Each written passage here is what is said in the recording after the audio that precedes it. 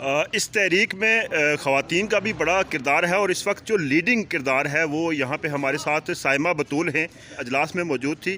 کیا کہنا چاہیں گی، آپ نے اجلاس میں کیا فیصلہ جات کیا آج؟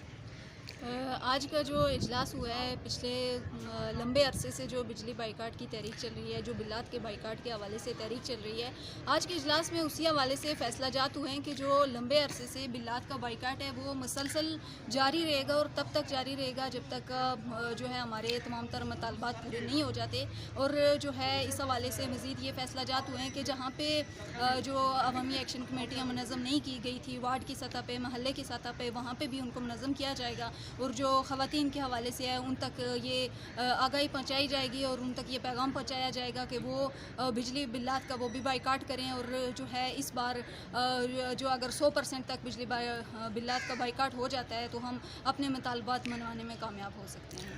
ہمارے ساتھ Jammu Kashmir national student federation کی سینئر نائب صدر اور یہاں جو ہجیرے کی جو خواتین کی ایکشن کمیٹی ہے ان کی سربراہ ہیں ادیبہ جمیل۔ کیا کہیں گی ادیبہ جمیل آج کے اجلاس کے بارے میں؟